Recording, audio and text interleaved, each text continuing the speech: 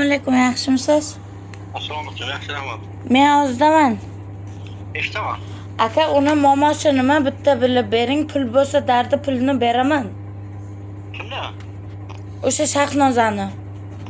Ha, o'sha kuni kelishinglar dedim-ku, gaplashay dedim, kelishaydi.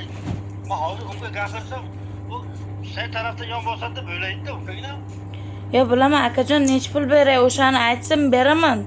Lekin o'sha kuni akajon sumkasida pul yo'q edi, plyus menga tuhmat qilyapti-da, bu meni sotdi, unday qildi, bunday qildi deb.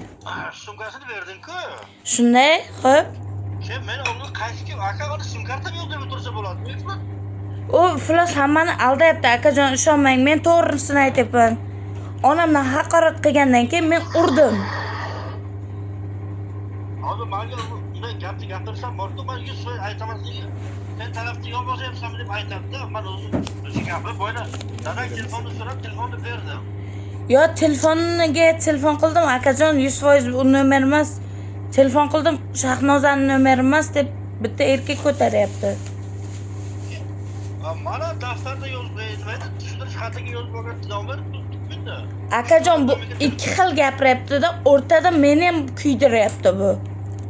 Men qilmagan ishim uchun bor-ku, aka, ana yerda kirib ketishni istamayman. Bu shantajlik qilyapti hozir menga turib. Ikki xil gapirib.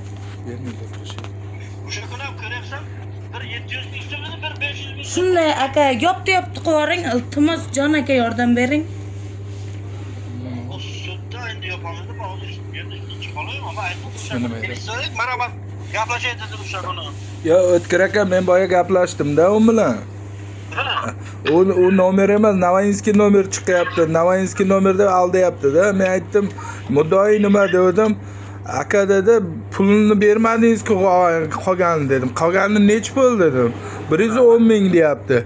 Xo'p, mana 110 ming desam, "İyi" deb kulib nima qilib, boshqa bermaysizmi dedi. Men aytdim, "Yo'q" dedim.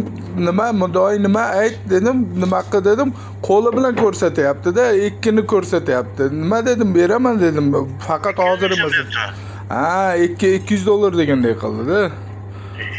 200 dollar. Asta nima qilay, men bildirmangda ayting, nima nech pul doim berishga nima deng, nima qilib beraman, men bermayman. Prosta qizimda nima majburiy ijrodan 7 milliondek nimasi bor-da. Tushunyapsizmi? O'shani nima qilib 1-2 kun nima qilib to'lash kerak-da. Tushuning siz ham vaziyatni. Hozir uyim. Aka, menga umr qizim qizingiz aytdiki, aka shu bilan gaplashib kechirib chiqib ketay shundan. Maravat deb gaplash ekaningizdan. Yo, shundan boya o'zi bilan Damasda to'xtatib gaplashdim, sudxonani oldiga olib o'tdim. Men aytdim, boya starshий leytenantga aytdim, sudga kirib chiqdim dedim. Aka dedim, shunday dedim. Nima, to'g'risini aytsam, men ham Qodirovning jiyani bo'laman, To'lqin akani tanisangiz kerak, MCSda oldida. Ertaga o'zi ham advokat bo'lib kiradi sudga. Prosta men aytdim, shunday tog'am mana shunday aytdi, endi dedi, u dedi majburiy ijrosini yechmasang bo'lmaydi dedi. U qiz bilan kelish dedi, nima bo'lgan bo'lsa dedi. Ikkovini orasida endi menga qorong'u dedi. Men hech kim nima qilmayman. Agar kelishsa sudga yopsak zo'r bo'ladi. Ha, yo'q, shuni aytayapman-da, men nima qilib yo, sudga chaqirmay o'zingiz nima qiling demoqchiman. Hozir uyda bitta mesarovka bor. Mana kecha kreditga tushgan edi. Shuni sotib bo'lsa ham olib borib beraman aka. Nima aytgan joyiga olib borib beraman. Bir aslan normal gaplashing aka, o'zingiz yopdi qilib bering.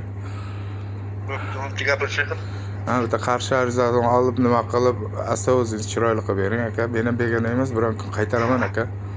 Endi hozir qo'lim kaltada, oylikkacha endi Toshkentda ishlayman o'zim ham.